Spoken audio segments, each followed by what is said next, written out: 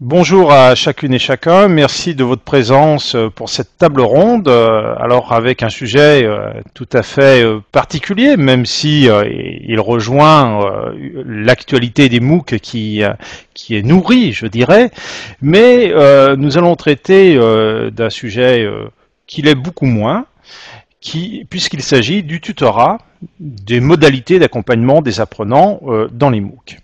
Alors, pour cette table ronde, nous avons réuni à la fois des concepteurs de MOOC, mais aussi des apprenants. Alors, certainement que dans l'assistance, il y a des personnes qui ont aussi participé à des MOOC, et donc je vous invite bien sûr à porter témoignage dans le chat que vous avez en bas à gauche de votre écran, et puis aussi, si vous le souhaitez, utiliser Twitter avec l'hashtag TAT10.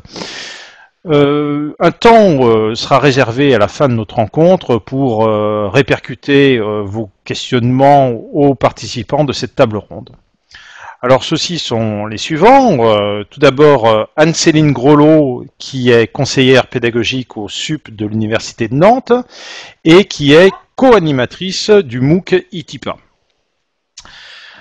Toujours parmi les personnes qui sont plutôt derrière l'initiative, qui sont des initiateurs de MOOC, Rémi Bachelet, maître de conférence à l'École centrale de Lille, initiateur du MOOC ABC Gestion de projet. Alors je vous ai dit aussi des personnes qui ont participé à des MOOC. Alors Brigitte Friang, elle est consultante formatrice, professeure d'EPS à l'Université de Paris-Sorbonne. Elle dirige le SUAPS. Alors le SUAPS, tu peux nous dire, Brigitte, peut-être ce que c'est? Oui, c'est le service des sports, on va aller plus vite. Mais je dirigeais et Ah, tu j'étais dirigeais. professeur. Bon. Et alors, tu es toujours chargé de mission auprès du président, peut-être, encore? Non, plus du tout. Non. Alors, c'est ma fiche qui n'est pas à jour. Tu as participé au MOOC ITIPA et au MOOC ABC Gestion. Bah, ça tombe bien, hein, tu vas pouvoir nous faire des retours sur ces deux MOOC et comment toi tu les as vécus, notamment à travers ce prisme du tutorat qui nous occupe ce soir. Et puis Vincent Datin va aussi donc intervenir si sa connexion lui permet, parce que depuis tout à l'heure il a quelques difficultés et actuellement il n'est pas parmi nous. Mais Vincent Datin, c'est quelqu'un qui a participé à très nombreux MOOC et il écrit assez volontiers, il blogue pas mal sur ses expériences. Alors voilà, disons les participants de cette table ronde.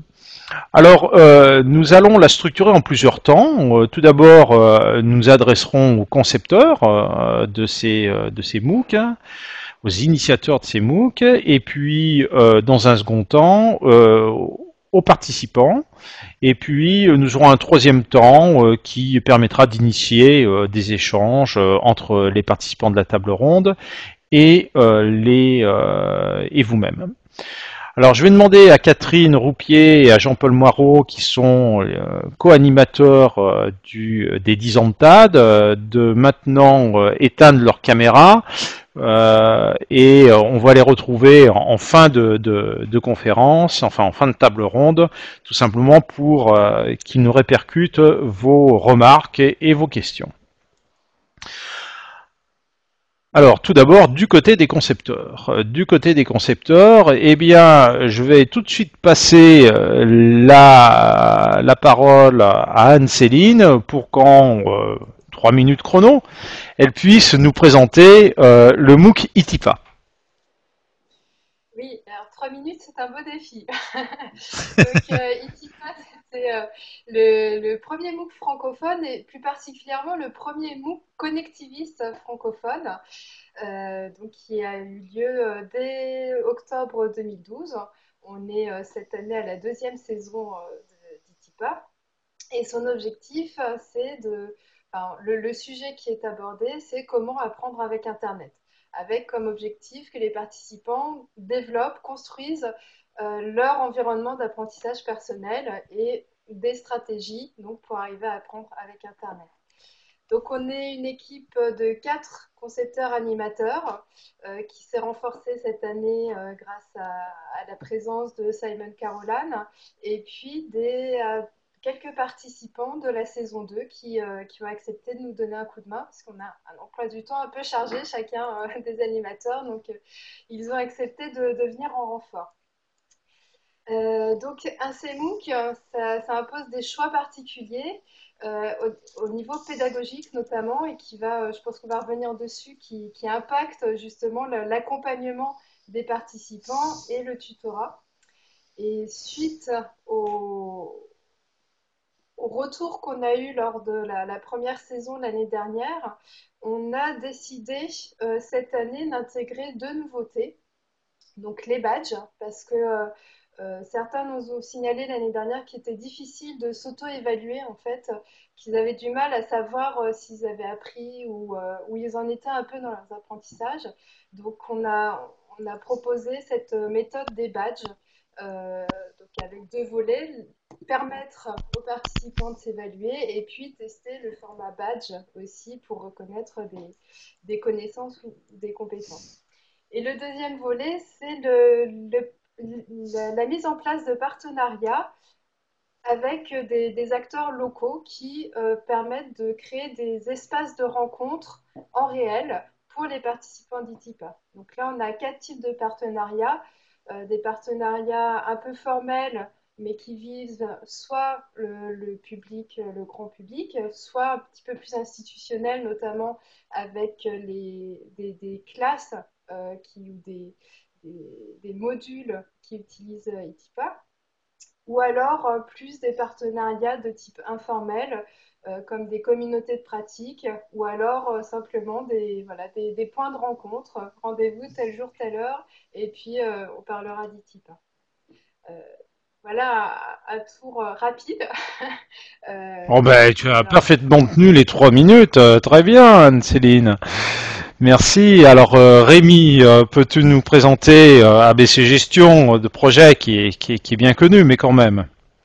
Alors d'abord, merci d'organiser cette table ronde qui est extrêmement bien préparée. Je viens de le voir quand on a parlé tout à l'heure. Justement, je vais vous parler rapidement du MOOC gestion de projet. Que dire?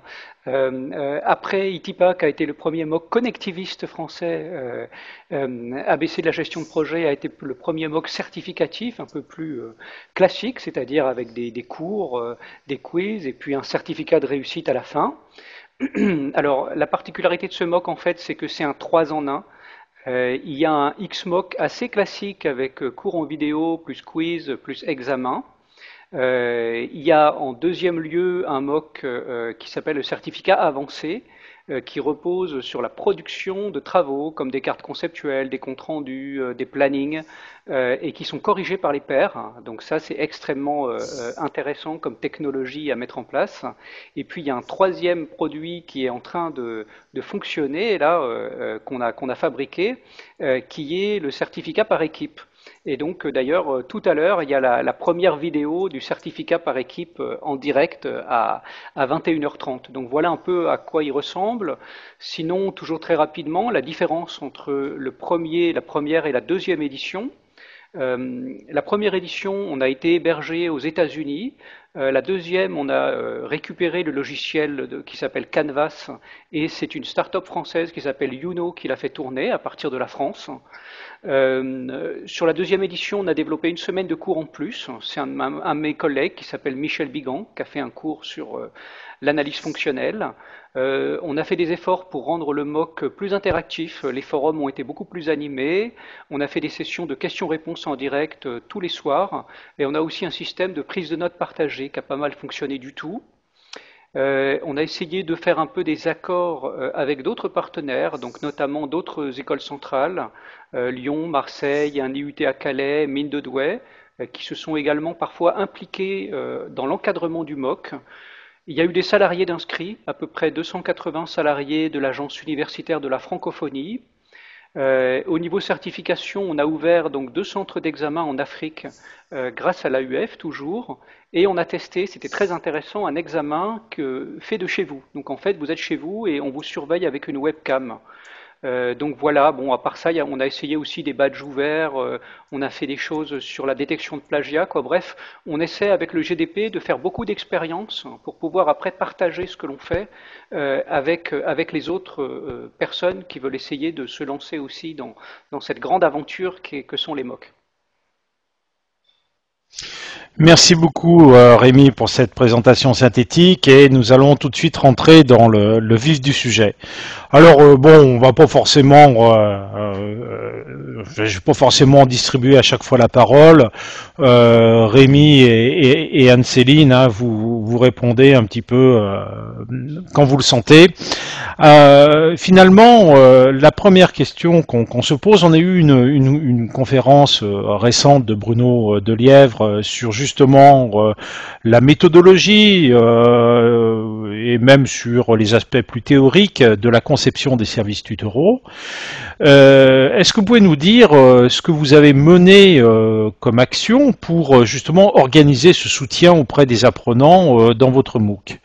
Et puis, est-ce que vous avez aussi produit des documents qui décrivent justement ces modalités et si c'est le cas, sous quelle forme? Par document, j'entends tout type de ressources multimédia, bien évidemment.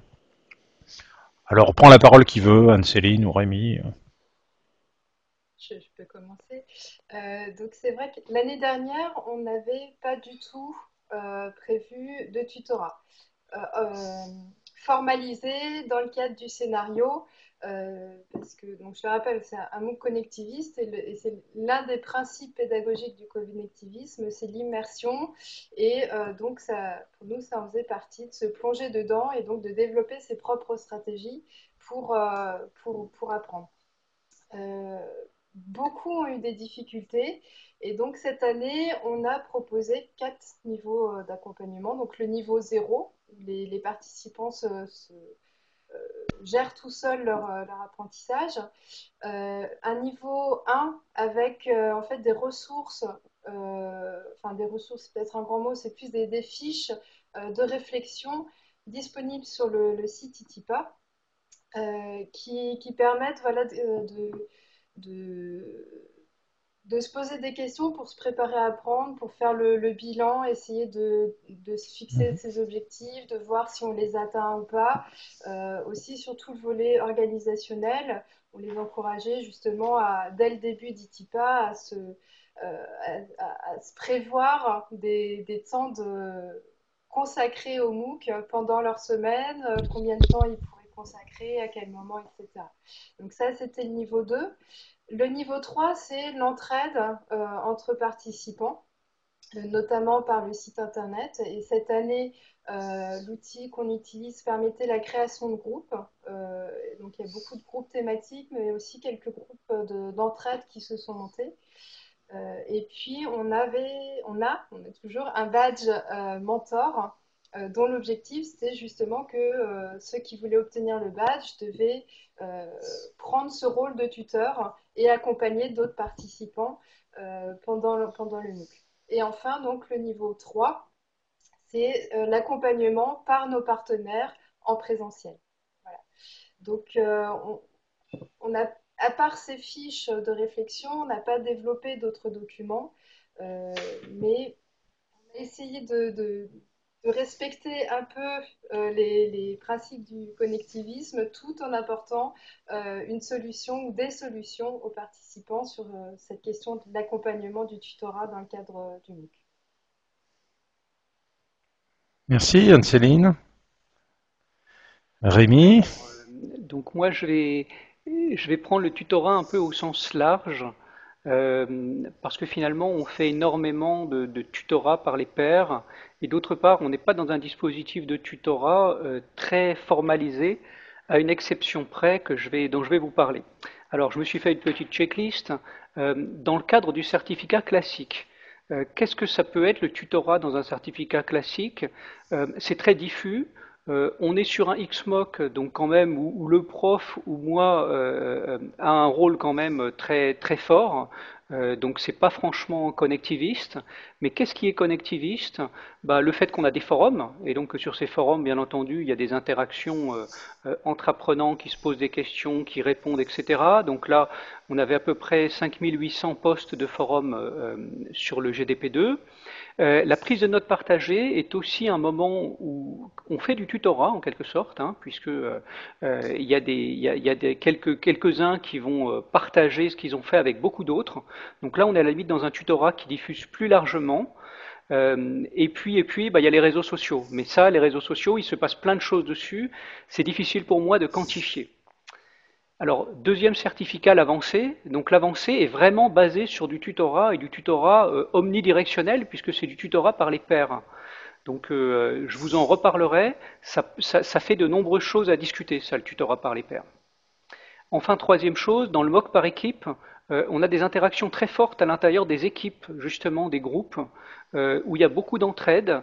Là aussi, c'est difficile pour moi de savoir, ça m'échappe un peu. Par exemple, j'ai découvert que dans le GDP1, il y avait des équipes qui s'étaient formées très à l'avance et qui s'entraidaient sur l'utilisation des logiciels, mais ça m'avait complètement échappé, puisque ça passait pas par la plateforme. Alors, deuxième question, quels sont les documents? Alors, qu'est-ce que j'ai à vous montrer? En quelque sorte, sur le tutorat du point de vue du MOOC classique, je dirais que c'est le code de conduite qui explique en gros qu'il faut aider les autres, qu'il faut rester poli, etc. Il arrive parfois qu'on ait des petites anicroches, mais qui sont quand même très réduites, et dans ces cas-là, on se réfère au code de conduite, qui dit, bah regardez, il ne faut pas continuer comme ça, sinon bah, on va être obligé d'intervenir. Dans le MOOC avancé, on a produit beaucoup de documents, notamment des choses pour aider les gens à corriger les travaux des autres. Donc ce sont des barèmes, ce sont des corrigés. Il y a aussi une formation spécifique qui est la méthode du sandwich pour apprendre à faire un retour positif aux gens en disant d'abord des choses gentilles, ensuite les choses un peu délicates et de terminer sur du positif. Donc là, il y avait une petite formation en vidéo à ce sujet. Et donc, bah voilà. Et puis finalement, dans le MOOC par équipe, le tutorat se fait par les pairs, essentiellement avec l'utilisation de Google Docs. C'est-à-dire, vous pouvez lire les travaux des autres et mettre des remarques, poser des questions. Et d'une certaine manière, c'est un type de tutorat. Voilà, j'ai fait un peu bref, hein, mais je pense qu'il faut s'arrêter.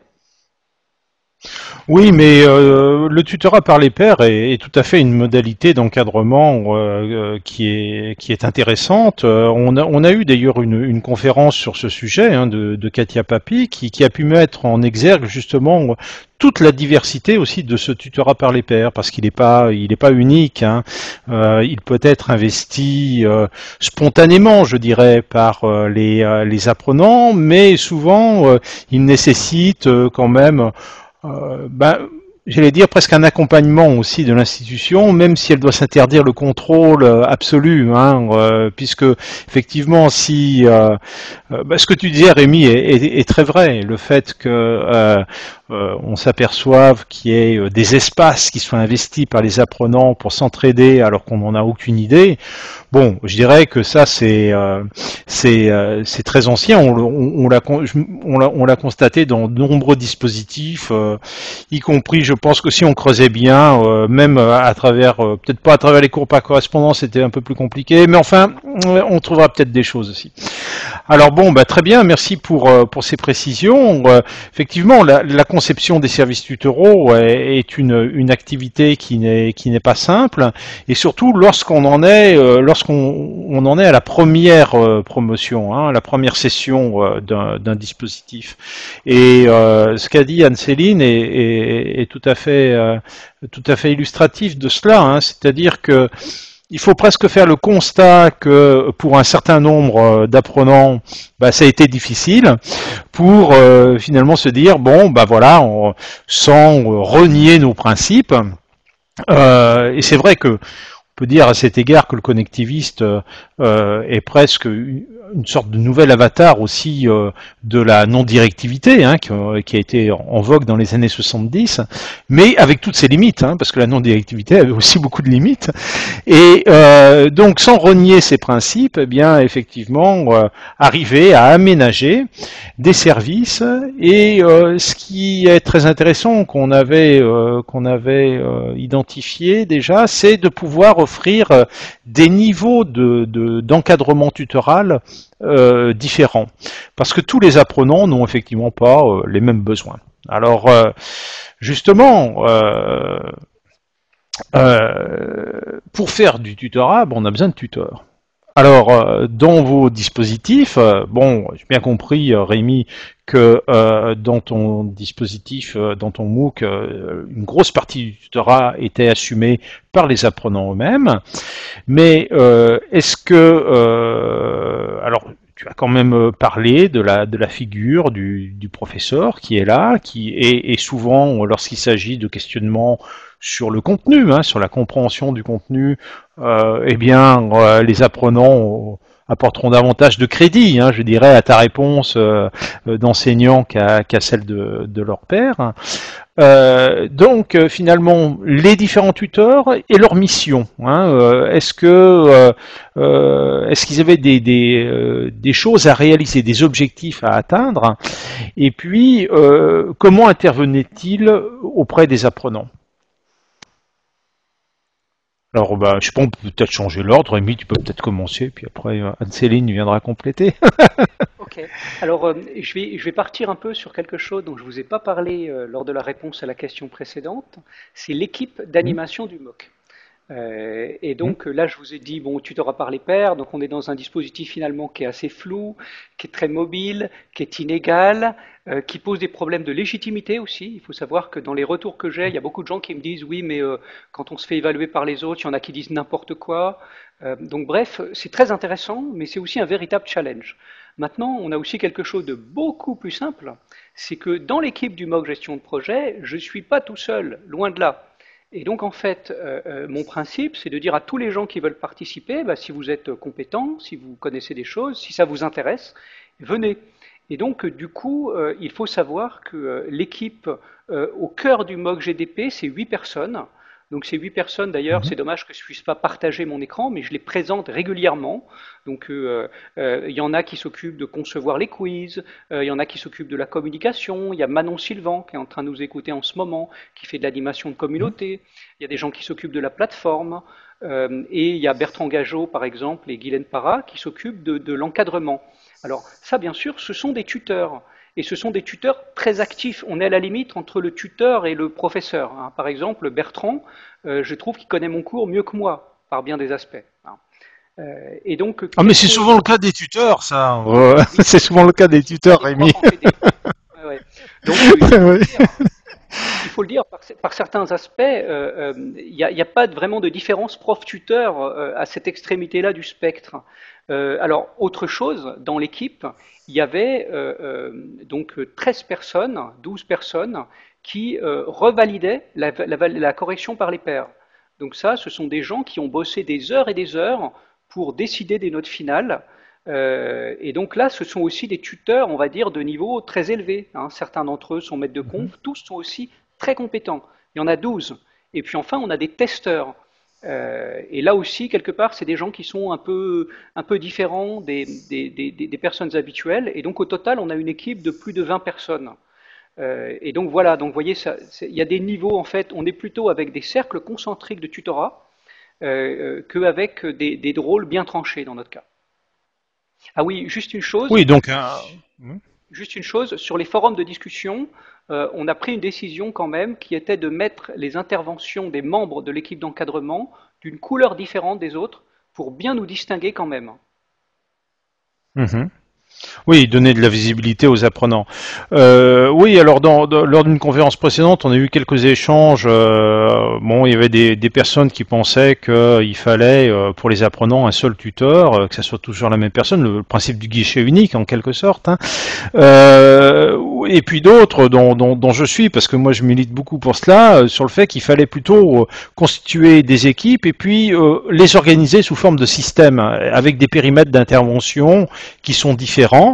Et tu viens d'en donner un bon exemple à travers cette expression. Anne-Céline, du côté d'ITIPA, comment alors qui sont les tuteurs, leur mission? Alors, les tuteurs, c'est à la fois l'équipe d'animation et à la fois les participants. Et on intervient sur des domaines un peu différents, sur par rapport à l'équipe d'animation, euh, puis là, on s'est bien réparti les tâches cette année. Mhm. Par exemple, moi, je répondais à toutes les questions techniques, puis c'est moi qui ai monté la plateforme. Donc, toutes ces questions, que ce soit sur le forum dédié ou par mail, je répondais et j'accompagnais dans l'appropriation de l'outil, mais toujours avec cette idée, attention, il ne faut pas que je fasse à leur place, c'est à eux de découvrir aussi, d'aller chercher l'information Bien par sûr. eux-mêmes. Voilà. Mhm. Aussi de l'accompagnement, alors à la limite entre le méthodologique et le thématique, le sujet de alors, ETIPA, je précise, c'est Internet tout y est pour apprendre. J'ai oublié de le dire tout à l'heure. Et donc, cet accompagnement méthodologique ou thématique également se fait beaucoup sur les forums. Et là, c'est aussi bien par l'équipe d'animation, plutôt Christine Vaufray d'ailleurs, ou par d'autres participants. Et on a aussi un tutorat plus de type qui va agir sur le sentiment de communauté, la motivation. Et là, c'est principalement les participants. Voilà, il y a des forums qui se sont créés. Voilà, j'ai un problème avec WordPress qui peut m'aider. Et hop, les participants viennent apporter leur pierre. Ou alors par des commentaires. Il y a l'année dernière et cette année encore, il y a des petits moments de découragement pour certains. Donc, c'est vrai que nous, dans la lettre quotidienne, on signale ces messages déjà euh, pour montrer à tout le monde, à ceux qui n'auraient pas écrit en disant je suis démotivée, j'en peux plus, j'en ai marre, voilà, qu'ils ne sont pas tout seuls. Et puis, bah, pour permettre de faire ressortir ce billet et que des gens puissent aller, des participants puissent aller remotiver, donner des conseils à ce participant qui a lancé d'une certaine manière un appel au secours. Voilà. Donc, encore une fois, là, on est à la fois sur de l'organisation, puisque sur certains thèmes, on s'est réparti les tâches entre animateurs, mais le tutorat, l'entraide entre participants est le principal vecteur d'accompagnement dans notre MOOC. Voilà.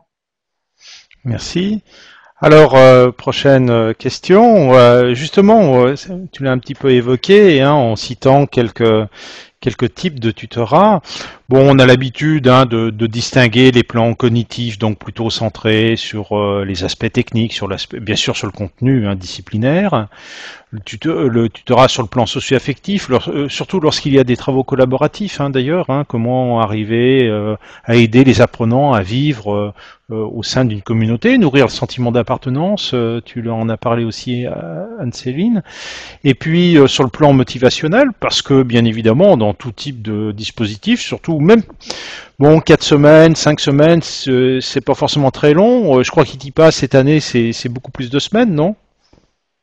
Alors l'année dernière, c'était 10 semaines et cette année, 9.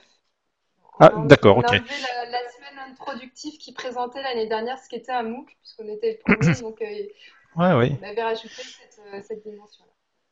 Mais c'est vrai que quand on est à 4 semaines, c'est un peu une course de semi-fond, quoi, on va dire. Hein. Tandis que dès qu'on est à 9-10 semaines, c'est du marathon, quoi. Hein. Ouais. Et fatalement, il y a des moments où ça baisse, quoi. Hein. Et puis, le dernier plan, sur le plan métacognitif, c'est-à-dire d'arriver finalement à amener les apprenants à s'observer comme apprenants, et on sait que ceux qui savent parler de leur manière d'apprendre sont souvent d'abord ceux qui persévèrent, et puis ceux qui réussissent bien aussi. Hein. Il y a eu de nombreuses études là-dessus. Alors, est-ce qu'il y a un plan plus particulier sur lesquels les interventions tutorales sont portées au sein de vos MOOC ou est-ce que finalement vous investissez tout cela? Question délicate. Sur le plan cognitif, hein, je pense que sur un XMOC, c'est là qu'on en fait le plus. C'est-à-dire qu'une Hmm. grande partie des questions, c'est quand même des questions de compréhension du cours. Et donc ça, a priori, c'est ce qu'on va trouver très souvent sur les forums, Hmm. et puis dans le cours lui-même, d'une certaine manière. Sur le plan socio-affectif, moi ça me fait penser, quand tu dis ça, ça me fait penser au like de Facebook. Un truc qui ne surprend pas qui ne lasse pas de me surprendre, c'est de voir les différents réseaux sociaux et à quel point ils fonctionnent de manière différente. Et typiquement sur Facebook, on a l'impression qu'on est beaucoup on est quand même pas mal dans le socio-affectif. On met des likes, on dit je suis découragé, etc.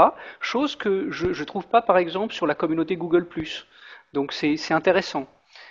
Sur le plan motivationnel, là, moi, j'ai pas grand-chose en fait. Sur le plan motivationnel, on est un peu hard parce que on met des deadlines. Alors en fait, nos deadlines sont quand même vachement souples, mais il y a quand même ce côté deadline. Et d'une certaine manière, c'est pas franchement, je sais pas si on considère ça comme du tutorat, mais c'est une des manières de se motiver, c'est de dire bon bah ce cours maintenant, on termine la semaine et on commence une autre. Et puis sur le plan métacognitif, bah, c'est toute l'évaluation par les pairs où on essaie de dire, de se placer en situation, d'évaluer et de comprendre le raisonnement de l'autre dans son travail. Et ça, c'est extrêmement intéressant parce que on monte dans la taxonomie de Bloom, on monte sur un apprentissage qui est très riche. Euh, et donc, moi, c'est à ça que ça me fait penser. Alors, bien sûr, c'est peut-être un peu plus compliqué que ça, tout ça, hein, mais voilà un peu ce que ça évoque en moi, tes quatre catégories.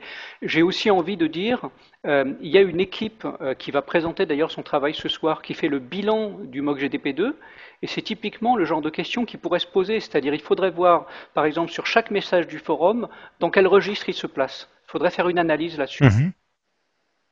Ah oui, ce serait très intéressant, oui, tout à fait. Anne-Céline? Alors, nous, à l'opposé, dans un CMOOC, le plan cognitif, c'est celui probablement sur lequel on intervient le moins. Mhm. Voilà. Par contre, bah, donc j'ai parlé un peu du côté motivationnel par les forums et la lettre quotidienne. Et puis cette année, on a voulu rajouter donc le plan métacognitif avec les fiches dont je parlais au début, qui sont, voilà, c'est pas des fiches vraiment, enfin, qui restent quand même light, hein, enfin, avec un contenu léger, mais qui guident dans voilà, comment organiser mon travail pour Mhm. apprendre, essayer de fixer ses objectifs personnels d'apprentissage, puisque c'est également l'un des principes d'un MOOC connectiviste. Voilà, on est plus sur le motivationnel et le métacognitif. Après, le socio-affectif, c'est entre participants de nouveau.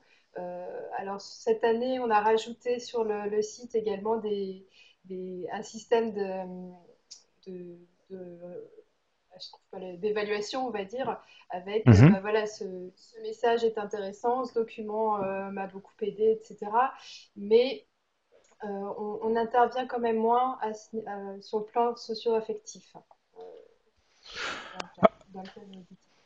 Oui, alors là, on voit bien effectivement hein, l'importance et le dimensionnement des interventions tutorales qui sont forcément en relation avec l'approche pédagogique choisie, avec le modèle pédagogique. Hein. Alors, bon, je dirais quand même que vous investissez dans Itipa aussi le plan cognitif, puisque la méthodologie, les fiches méthodologiques, c'est bien sûr ça concerne ce plan-là, hein, c'est bien de la cognition, mais souvent, effectivement, c'est parce qu'on va apporter cette aide-là qu'on va changer le rapport affectif des individus sur la tâche à réaliser. Parce que bon, grosso modo, on n'aime pas faire ce qu'on sait pas faire. Hein. Alors que dès qu'on sait déjà comment s'y prendre, ça va un petit peu mieux. Alors, dernière question pour vous, puis après on passera aux apprenants. Hein. C'est simplement des chiffres. Alors, je sais pas, vous en avez peut-être pas, hein, mais finalement, combien de tuteurs, combien d'apprenants pour un tuteur peut-être quelque chose que vous avez davantage en tête, c'est combien d'heures de travail pour les tuteurs, et puis quelle rémunération pour ces tuteurs. Alors, je vais peut-être commencer parce qu'en fait, je ne peux pas répondre. À part la dernière question, quelle Oui. rémunération? C'est du bénévolat total. Ok. Mais donc, bah, comme on est tous les tuteurs des uns et les autres sont nos propres tuteurs, voilà, on est tous. Donc là, j'ai regardé les chiffres juste avant la table ronde. Il y a 2240 inscrits à ETIPA cette année. Donc en gros, il y a 2240. Bon, j'exagère, hein, puisqu'il y a toujours des participants. On va appeler fantômes, c'est-à-dire qu'ils suivent le MOOC, qu'ils développent leurs propres compétences, mais qui restent anonymes et qui participent peu. Mais voilà, on est tous les tuteurs des uns des autres. Voilà, donc après, c'est pareil, je vous parlais du badge mentor tout à l'heure, donc on a eu pas mal de difficultés techniques cette année, ce qui fait que là, je ne peux pas vous dire, on a tant de personnes qui souhaitent obtenir le badge mentor. Enfin, si je peux vous dire, Mhm. pour le moment, on en a 0. Voilà. Mais c'est peut-être lié aux problèmes techniques. Et donc, pour quantifier les heures de travail pour les tuteurs, alors déjà, côté équipe d'animation, c'est difficile puisque on- comme on mélange un peu les activités de tutorat, d'animation, de conception, c'est vrai qu'on ne peut pas trop dire combien de temps on dégage. Ok. De mon côté, je pense que c'est à peu près 2 heures par semaine entre les aspects techniques, les inscriptions, etc. Voilà, c'est les chiffres que je peux vous donner sur cette question-là. Merci bien, Rémi. Est-ce que tu as des chiffres? Merci de m'avoir laissé un peu de temps pour réfléchir. Oui. Alors, combien de tuteurs? Vous avez dit, quand on pense par cercle concentrique, j'aurais tendance à dire qu'il y en a d'abord un premier cercle avec 8 qui sont vraiment des encadrants, un deuxième cercle avec 12 qui sont des évaluateurs qui sont quand même très formés, un quatrième cercle avec 4 qui sont des testeurs, et puis un cinquième cercle avec 1000 qui sont tous les gens qui rendent un devoir. Et je pourrais même en mettre un de plus, parce que sur les forums, on n'est pas dans l'avancée, on est dans le certificat classique, donc on rentre à 5000. Alors, il faudrait voir le nombre de ceux qui interviennent vraiment sur les forums. Vous savez qu'il y a aussi beaucoup de lurkers qui sont. On a la règle un peu du 1, 10, 100. Sur 100 personnes qui participent à un MOOC ou sur un site web, il y en a 10 qui vont être actifs sur le forum et un qui sera vraiment très actif au point d'être, on va dire, peut-être un tuteur à long terme. Deuxième question, combien d'apprenants pour un tuteur? Là, j'ai juste une chose à vous dire. Dans le cas du certificat avancé, on essaie de déterminer quel est le nombre de copies que peut valider un correcteur final. Et donc, on est à peu près à 90 par semaine. Donc, ça vous donne un peu une idée du fait que si vous voulez faire corriger 900 travaux, il faut une équipe de 10-12 personnes. Mhm. Là, il y aurait beaucoup à dire là-dessus, mais c'est compliqué, tout dépend de la tâche en fait. Combien d'heures de travail pour les tuteurs? Ça, c'est la question qui fâche. C'est une des grosses questions, hein. Combien de temps de travail pour un MOOC? Et là, vous êtes en train de retourner dessus, c'est très périlleux. Là, le problème, c'est qu'on va en parler une demi-journée si on continue, mais faire une étude de cas, c'est une bonne centaine d'heures de travail. L'équipe du cœur du MOOC travaille pas moins de 3 heures par semaine, c'est juste les réunions, et beaucoup plus que ça. Donc c'est vraiment une question délicate, hein. Il y a beaucoup, c'est beaucoup, mais et c'est variable selon les positions. Et puis, quelle rémunération? On continue avec les questions qu'il ne faut pas poser. Euh, c'est complexe, hein. Ça dépend des motivations des gens qui participent. Nous, sur le GDP, la situation est assez simple, c'est qu'on n'a pas d'argent à la base. Donc soit il va falloir qu'on trouve de l'argent nous-mêmes, donc ça pose la question du modèle économique, c'est la question des examens authentifiés qu'on a mis en place qui permettent normalement de rentrer de l'argent et par exemple de payer la start-up, dont eux c'est le métier, donc quelque part on ne peut pas les prendre comme des bénévoles parce qu'ils en vivent.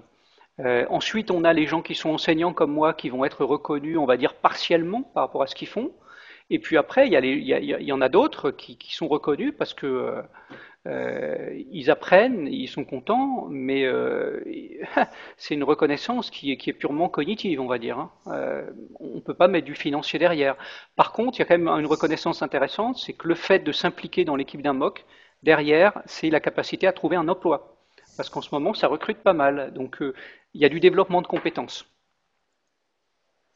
Ok. La Alors règle, oui, plus vous donnez, plus vous donnez, plus vous apprenez, hein. Je pense que c'est le truc important, avec quand même quelques bémols, hein. oui, c'est vrai, et ça c'est un principe qui est, alors surtout dans certaines démarches, hein, et l'apprentissage en études, on reçoit beaucoup quand on donne.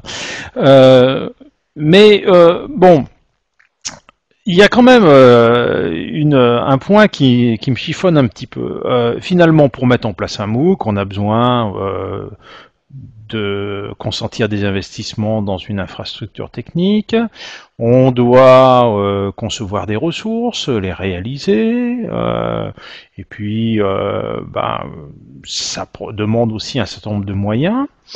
Et finalement, on trouve des budgets pour cela. Alors, est-ce que ce serait uniquement pour l'accompagnement qu'il ne pourrait pas y avoir de budget? Et donc, et puis, deuxième question par rapport à ça, c'est si on veut pérenniser une équipe, c'est-à-dire que c'est important la pérennisation d'une équipe dans le sens où les gens accumulent de l'expérience. Une personne peut avoir effectivement un intérêt ponctuel à s'engager dans une telle action parce qu'elle vise des objectifs personnels et mais qui sont forcément transitoires et qui ne correspondent pas à un engagement dans la durée d'un diplôme, enfin d'un dispositif comme celui-là. Donc, si on veut que les gens soient fidèles et qu'il y ait une pérennisation en quelque sorte, comment faire s'il n'y a pas de rémunération? Céline, tu vas d'abord. Bonne chance. Alors, je vais mettre une info en exclusivité, mais par Ah exemple, bien. l'équipe ITIPA actuelle ne re-signe pas pour une saison 3. Donc, ça ne veut pas dire qu'il n'y aura pas d'ITIPA 3. Ça veut dire que voilà, nous, on est prêt à passer la main. On a expérimenté les différentes choses qu'on voulait voir.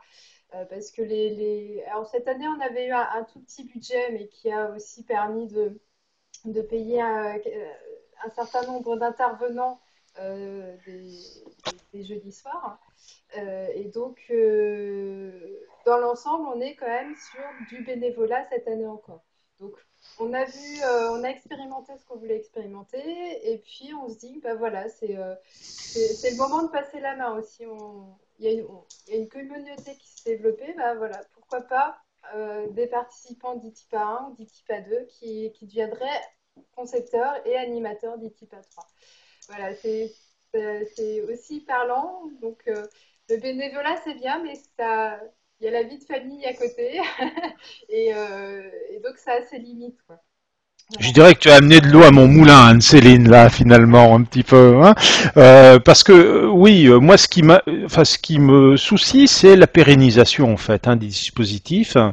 Et je pense que c'est quelque chose de très important parce qu'on voit bien que dans ces nouvelles manières, ces nouvelles modalités, on a besoin d'accumuler de l'expérience. On a besoin de faire des erreurs pour pouvoir ensuite les dépasser. Et donc, on voit bien dans les entreprises, par exemple, le souci de capter toute la connaissance de ceux qui vont partir à la retraite. Alors là, c'est pas qu'ils partent à la retraite, c'est que tout simplement, le bénévolat, c'est normal, c'est déjà bien de le faire, et puis ça va un temps, et puis après on a envie de faire autre chose, et c'est tout à fait légitime personnellement. Mais ça pose un problème pour l'institution. Qu'est-ce que t'en penses, Rémi? Et, alors, Oui, alors moi Ah ben je suis vas-y, Anne. vraiment. Ou Anne-Céline, si tu veux. juste pour réagir à ce que tu viens de dire, Jacques, c'est vrai que dans le cadre d'ITIPA, on est dans une situation un peu particulière, c'est-à-dire que ITIPA n'est pas le MOOC de telle institution. On est à Hmm. cheval sur deux écoles. Christine et moi, là on est bénévole, enfin on est indépendante. Et donc, on a je pense que la situation est un peu différente si c'est le personnel de l'institution, de l'établissement, et que ce n'est que du personnel de l'établissement qui constitue les membres de l'équipe, en fait.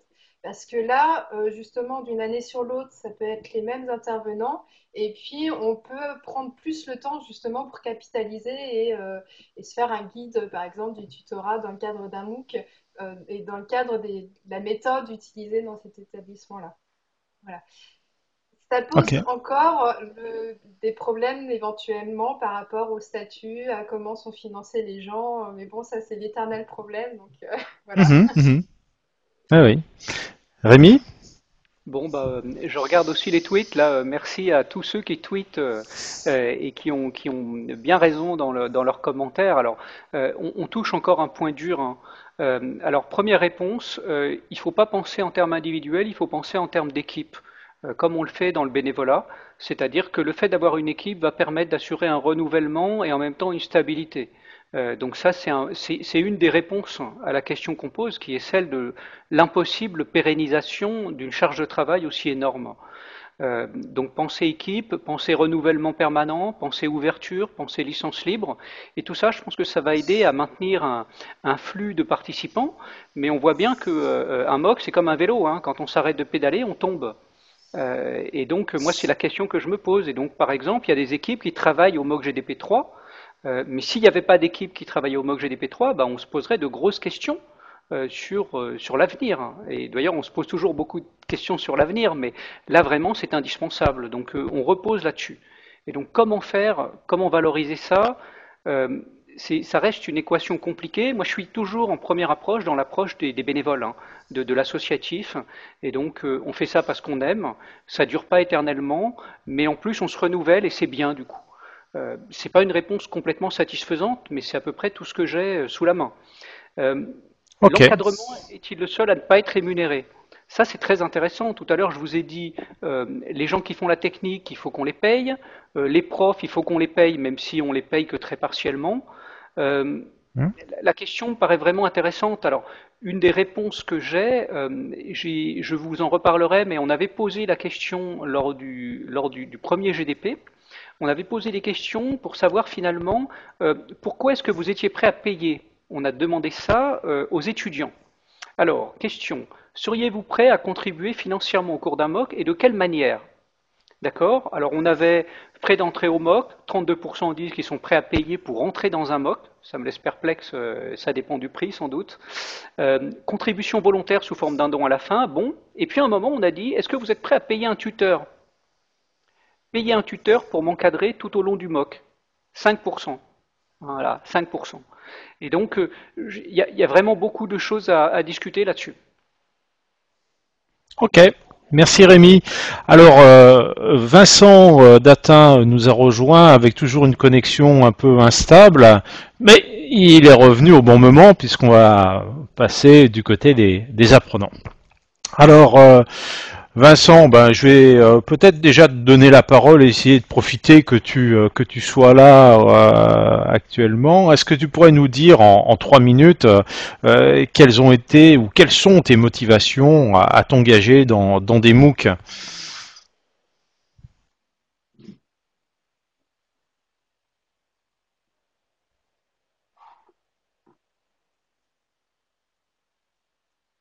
Alors, je suis pas sûr que Vincent ait une connexion suffisante.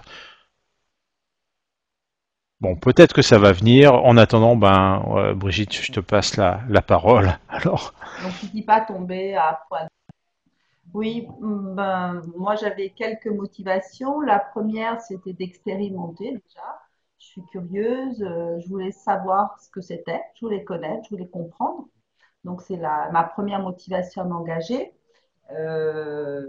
D'autant plus qu'au départ, je suis enseignante, donc je voulais vraiment voir ce qui s'y passait.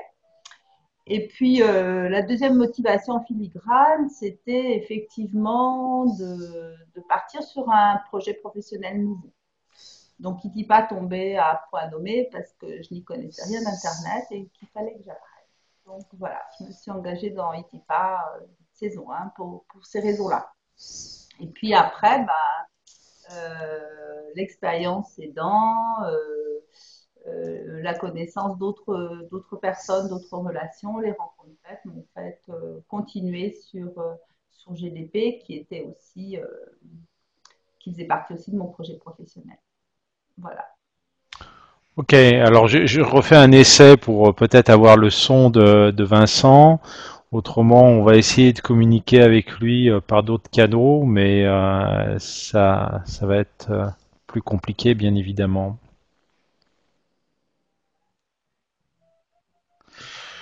Bon, ben alors je vais passer tout de suite à la deuxième question. Finalement, quels étaient tes besoins de soutien, tes besoins d'aide dans ces deux MOOC? Est-ce que c'était justement sur le plan cognitif, hein, sur la compréhension du cours, sur les méthodes à utiliser, est-ce que tu avais envie de sentiments d'appartenance, de signes qui te permettaient de rompre l'isolement peut-être? Est-ce que tu as eu des baisses de motivation et tu aurais bien aimé à ce moment-là avoir quelqu'un, un apprenant ou autre, qui te donne du soutien? Et puis aussi sur le plan métacognitif qu'on évoquait tout à l'heure, est-ce que, euh, est-ce que tu as été aidé en quelque sorte pour tirer à un plein profit de ton engagement dans cette expérience, dans ce dispositif, et de prendre conscience finalement de tes apprentissages, de la manière dont tu avais appris dans ces MOOC. Oui, oui. Donc, déjà, il faut dire que j'ai autant appris dans un CMOOC que dans un XMOOC. Mhm. Après, évidemment, pas de la même façon, mais en tout cas, personnellement, moi, je m'y suis très, très bien retrouvée parce que, en fait, je savais ce que je voulais et je savais où j'allais. J'ai été très surprise, effectivement, dans les deux cas, par l'entraide qu'il pouvait y avoir sur les forums ou sur les réseaux sociaux. Donc, je me suis jamais retrouvée toute seule. Et puis, bon, il faut dire que euh, autant la gestion de projet était très structurée avec le certificat de base, le certificat avancé, le certificat par équipe, autant sur ITIPA 1, un groupe de capitalisation s'est mis en place, je ne sais pas, cinquième ou sixième semaine d'ITIPA, ce qui fait que ben voilà, les choses se sont ouvertes, l'entraide est devenue encore plus grande et que personnellement, en tout cas sur le plan socio-affectif, je me suis jamais retrouvée seule face à un problème que je ne pouvais pas résoudre. J'ai toujours trouvé de l'aide. Mhm. Sur le plan motivationnel, ben du coup, la motivation n'est pas retombée et je dois dire qu'elle est allée en grandissant, en tout cas dans les deux MOOC. Donc, c'était très, très agréable. Et sur le plan métacognitif, je peux dire que ben, la capitalisation du TIPA était faite pour ça, c'est-à-dire était de vérifier finalement ce qu'on avait appris. Donc, on en a tiré justement une carte des compétences et ça a été un travail qui m'a énormément plu. Et puis, sur le projet de Rémi, ben, les deux projets par équipe sont maintenant réalisés et se mettent en place dans la vie réelle. Donc, pour moi, c'est que du positif. Ok. Donc, carton plein, on peut dire. Alors, je suis certainement très, très chanceuse et ben, je crois effectivement que quelque part, je savais où j'allais. Donc, c'était un peu facilité, je dois dire. Alors, et puis, une chose aussi que j'ai pas dit, c'est que dans les deux cas, j'ai pu réaliser des rencontres parisiennes, et pour Equipa et pour GDP. Donc, ce qui fait qu'au milieu à peu près des deux MOOC, on s'est retrouvés physiquement. On n'est pas resté que sur le web. Voilà. Donc, ça, pour moi, c'était important de rencontrer des personnes, d'avoir la capacité de rencontrer des personnes. Et ça s'est fait tout à fait facilement. Et Euh, c'était important pourquoi, Brigitte? C'était de rencontrer tes collègues? Ben, c'est quand même c'est une préférence de ma part. Je ne sais pas pourquoi c'est important, mais pour moi, oui, c'est important de faire le lien avec la vie de tous les jours, on va dire. Mhm. Après, je ne me suis pas engagée dans les MOOC pour rompre une solitude. Donc, j'avais un projet, il est toujours présent, euh, il continue. Donc je n'étais pas à la recherche de solitude. Par contre, euh, le plan d'action que je m'étais donné au départ pour envisager de réaliser ce projet, il a été différent. Mais bon, c'est les rencontres de la vie et c'est comme ça. Et c'est d'ailleurs ce qui est enrichissant, de ne pas rester planté sur une idée de départ et de pouvoir évoluer. Alors, Voilà, donc si je n'ai pas senti de tuteur réel, on ne m'a pas attribué un tuteur qui me suivait. En tout cas, moi, j'ai toujours eu la solution, les pairs qui étaient là pour me répondre, l'équipe d'animation dans Etipa ou l'équipe d'encadrants dans GDP. Ils ont toujours été présents, ils ont toujours été à mon écoute. Donc, je peux pas, je peux vraiment que témoigner là-dessus. mhm. Et comme vous le disiez tout à l'heure, effectivement, plus on donne, plus on apprend. Mais nous aussi, plus on nous a donné, parce que les MOOC, c'est quand même une chance inouïe. Pour l'instant, c'est gratuit. Le modèle économique n'étant pas encore établi. Donc, on a envie aussi de donner. Donc, quand l'équipe d'encadrant ou l'équipe d'animation est un peu à la recherche de quelque chose, eh ben, on a aussi envie d'être à leur côté. Merci Brigitte. Je fais un nouvel essai. J'ai l'impression d'avoir entendu Vincent. J'en suis pas sûr. Euh, Est-ce que Vincent, tu pourrais prendre la parole? Ah ben non, manifestement, il a des gros problèmes je pense, de connexion parce que je pense que c'est quand il a voulu parler qu'il a été déconnecté. Alors, autre question, Brigitte, est-ce que finalement il y a des choses qui t'ont quand même manqué en termes d'encadrement, en termes d'accompagnement? Tu as dit que, bon, a priori pour toi, tu as toujours trouvé finalement le soutien dont tu avais besoin. Et donc, si tu peux témoigner aussi au-delà de ton cas personnel,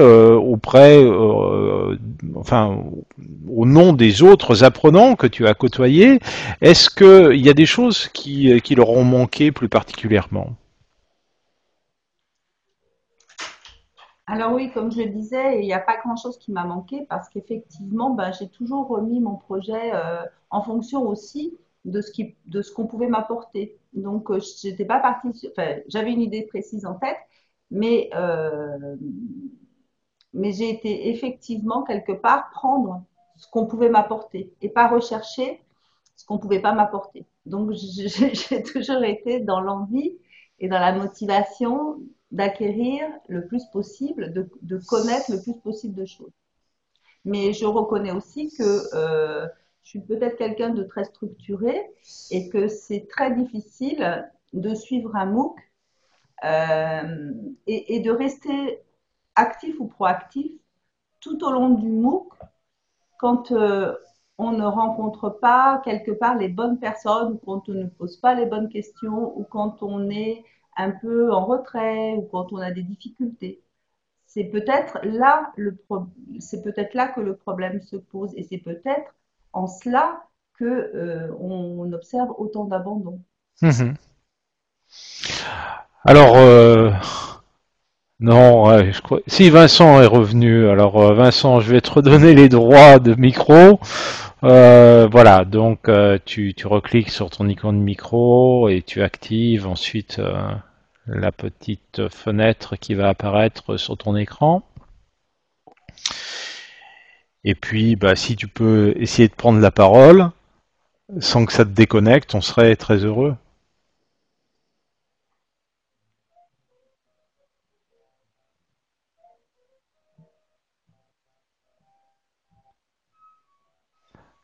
Alors comme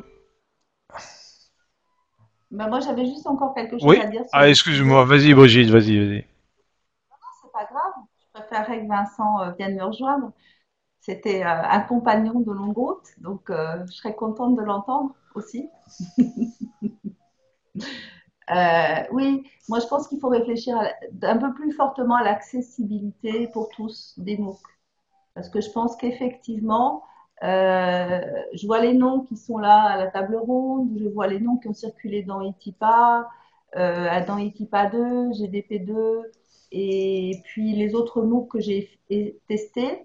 Je pense qu'on est quand même une population très restreinte finalement. On Mhm. voit toujours les mêmes noms circuler.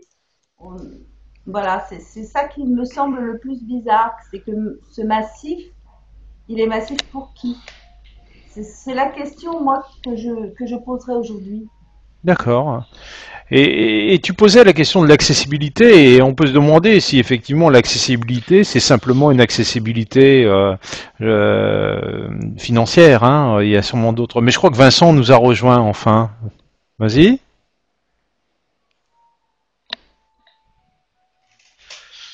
On t'entend, Vincent. Oui, allô, c'est à moi? Oui, c'est à toi. Alors, on a un peu avancé, mais D'accord. Alors, je suis désolé pour les problèmes de connexion. Donc, je vais parler un petit peu dans le...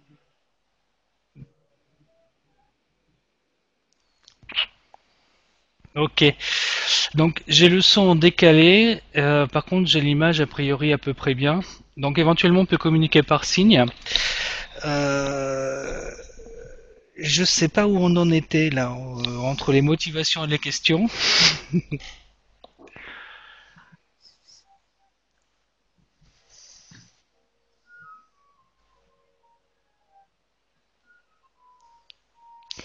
alors, Ok, donc là, je te vois, mais je vois le signe, mais est-ce que tu ne dois pas voir le diaporama peut-être? Alors donc, c'était savoir si durant tes participations au MOOC, il y avait un soutien qui t'aurait manqué, et si oui, lequel?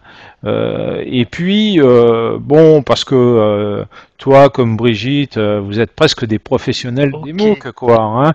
Donc, enfin des apprenants professionnels, je veux dire. Donc, comment tu as pu constater aussi auprès des co-apprenants si pour eux il a manqué des choses en fait, hein, en matière de soutien ou pas?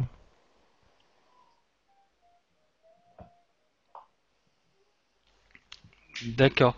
Alors j'ai entendu deux mots, soutien pour moi, et puis co-apprenant. Voilà, et donc en gros, s'il m'avait manqué quelque chose. Donc en fait, moi personnellement, il m'a pas manqué grand-chose sur les différents MOOC auxquels j'ai participé, tout simplement parce que j'avais déjà une bonne expérience du web, j'étais déjà à l'aise avec les outils, donc il n'y a pas eu ce frein qu'ont pu avoir ou que peuvent avoir encore certains sur des MOOC, hein.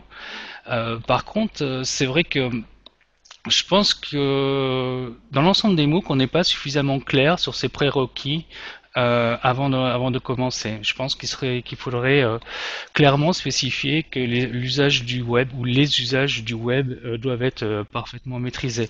Ça éviterait d'avoir un fort taux de drop-out dès la première semaine. Voilà. Après, ensuite, au niveau de l'accompagnement, je veux dire, c'est très différent selon les MOOC. Donc, vous avez des MOOC où en fait les animateurs sont très peu présents, mais bon, quelque part, ce sont des MOOC qui ne misent pas sur les interactions. Donc là, ça peut être compréhensible. Voilà. Après, en termes de soutien, euh, je sais pas, c'est très difficile, à mon avis, d'accompagner quelqu'un sans connaître ses besoins. Avant, on a tous des besoins différents. Il y a des objectifs pédagogiques qui sont massifs, donc comment suivre quelqu'un, c'est un petit peu délicat. C'est tout le problème des MOOC. Voilà. Après, en ce qui concerne les autres apprenants, je pense que ben c'est peut-être un manque d'une personne qui peut répondre à des problèmes en fait. Voilà, vous voyez dans ce qui va peut-être manquer en fait sur l'ensemble des MOOC, c'est peut-être un community manager pédagogique. Voilà, qui soit là pour faire la transition. On retrouve ce rôle un petit peu sur différents MOOC, mais il n'est pas joué complètement. Ok, bon, community manager pédagogique, bon, je trouve que c'est une belle nouvelle formulation de ce que nous on appelle plus habituellement ce qu'est un tuteur, hein, mais pourquoi pas. Effectivement, ça insiste peut-être sur ce côté d'intervention à travers les réseaux sociaux qui, dans les dispositifs de formation en ligne, sont certainement moins investis, hein, que dans les MOOC. Alors, j'avais une dernière question. Voilà. Alors, je me perds dans mes diaporamas. Alors ça ne va plus. Voilà, j'avais une dernière question sur les chiffres.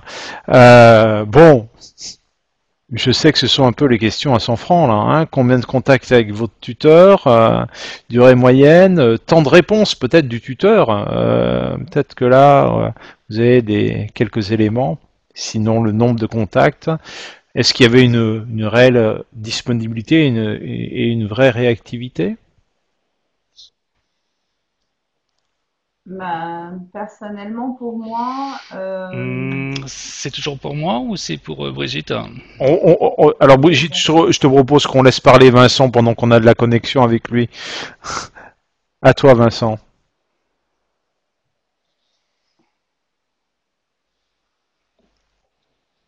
Ok. Le délai de réaction, en fait, il n'est pas tellement lié aux animateurs, hein. Je pense que bon, généralement, on a les réponses dans le lendemain, donc ça, c'est suffisamment rapide. Bon, c'est plus en fait l'interaction, elle est surtout importante à travers les forums, donc à travers Facebook, à travers Twitter. C'est là où en fait les apprenants vont rechercher les interactions, les réponses qui sont propres à l'organisation. Franchement, elles peuvent attendre le lendemain et dans tous les MOOC auxquels j'ai participé, on a cette réponse le lendemain, donc c'est pas un souci. Ok. Brigitte?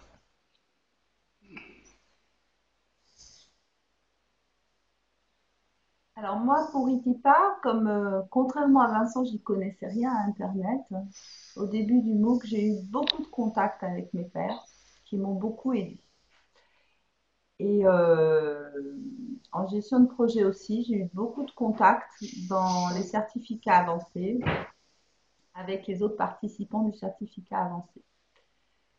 La durée moyenne, elle est courte parce qu'elle se passe forcément sur un forum. Et donc, on a une réponse du tac au tac ou on aide l'autre personne du tac au tac. Donc, la durée est courte en général. Le temps de réponse, pour moi, comme pour Vincent, je crois que j'ai même pas attendu une journée pour avoir une réponse. C'était toujours très, très, très rapide. Ok. Très bien, ben, merci en tous les cas pour ces témoignages. Alors maintenant, on va essayer d'aller un petit peu plus loin. Et cet été, nous avons été à quelques-uns à réfléchir dans la ville de Québec et deux principes nous sont parus assez importants. Une sorte de mot d'ordre en quelque sorte, hein, qu'on pourrait se donner. Pas d'abandon de la formation, traduisez du MOOC, par défaut de dispense de services d'accompagnement.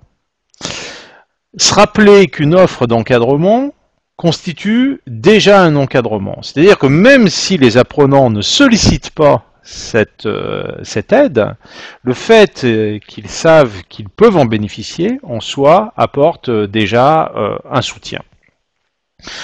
Alors, de manière plus polémique, dirons-nous. Je peux le dire, Jean-Paul Marot nous a quittés, il avait une obligation, donc c'est lui quand même l'auteur de cette question, un peu plus directe, mais qui néanmoins traduit assez bien les interrogations d'un certain nombre de personnes sur les MOOC. Alors, est-ce qu'à votre avis, il y a renoncement à l'éthique du métier quand on accepte 85% d'échecs? Alors bon, on pourrait se poser des questions sur les pourcentages d'échecs, sur le fait que les MOOC ont vu arriver des personnes qui sont pas venues avec des objectifs d'apprentissage, mais simplement qui sont venues voir parce que ça faisait l'actualité. Bon. Même si on ne s'attache pas à un pourcentage donné, est-ce que quand même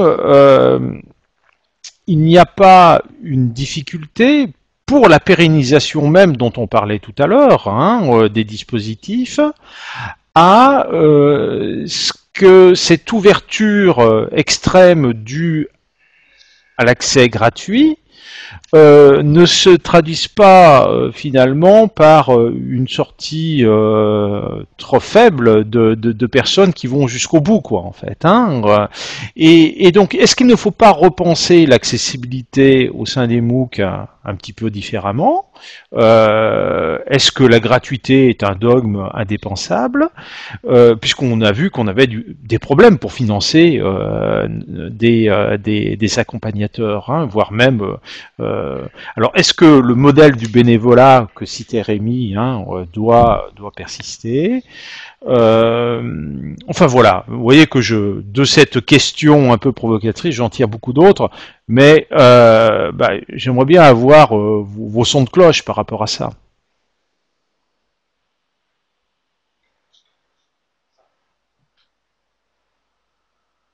Bon, ben, je vais y aller. Ouais, merci.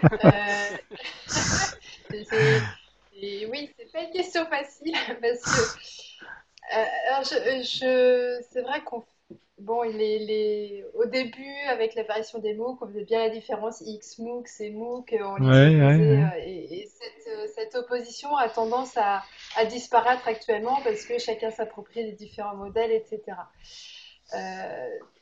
Si je me replace sur cette opposition, quand même, pour moi, en fait, le CMOOC, c'est pas, enfin, c'est mon avis personnel. Là, je le conçois pas vraiment comme une formation, mais plus comme la constitution d'une communauté de pratique autour d'une thématique. Voilà, c'est donner l'opportunité à des personnes d'échanger autour d'une thématique pendant une période donnée. Et donc, de ce point de vue-là, c'est vrai que ça me choque pas qu'il y ait 85% et je dirais pas d'échec, mais c'est de personnes qui sont venues voir et puis qui se sont rendues compte que ils y trouvaient pas leur compte, que ça les intéressait pas et donc qui ont passé leur chemin. Si on se place euh, à l'opposé, plus dans un MOOC XMOOC, enfin beaucoup plus encadré, beaucoup plus formel, là on est vraiment dans une philosophie de formation. Et donc là, c'est vrai que pour le coup, c'est comme on a cet objectif d'amener les participants d'un point A à un point B, c'est vrai que ça pose question, ces 85% d'échecs. Et par rapport à la mission d'un enseignant qui est d'accompagner l'élève ou l'étudiant ou participant de ce point A à ce point B, voilà, il y a effectivement au niveau de l'éthique et d'où tout ce qui se met en place sur le tutorat, les différentes formules aussi de MOOC par réalisation de tâches, comme dans le MOOC gestion de projet par exemple, qui encourage justement sur le volet motivationnel et donc enfin, notamment sur ces volets-là et sur la persévérance. Euh, voilà, pour moi, c'est vrai que le MOOC connectiviste, on est plus dans une communauté de pratique. Et là, je reprends, alors je retrouve plus son nom, mais un Anglais qui disait, who cares? Finalement, voilà quoi, les gens viennent, c'est ouvert. Et puis, alors là, dans Itipa, on est vraiment dans cette philosophie de l'ouverture, c'est-à-dire vous pouvez vous inscrire juste pour une semaine. Et donc, dans ce cas-là, si la personne n'avait qu'une semaine qui l'intéressait, et absolument pas les autres, qu'elle a appris ce qu'elle veut, qu'elle a atteint ses propres objectifs d'apprentissage dans cette semaine-là, c'est sûr que par rapport au taux d'échec tel qu'il est calculé actuellement, euh, bah, cette personne va faire partie des 85% d'échecs. Mais en même temps, elle a atteint ses objectifs. Donc finalement, c'est bon. Eh oui, j'entends Voilà. bien, Anne-Céline.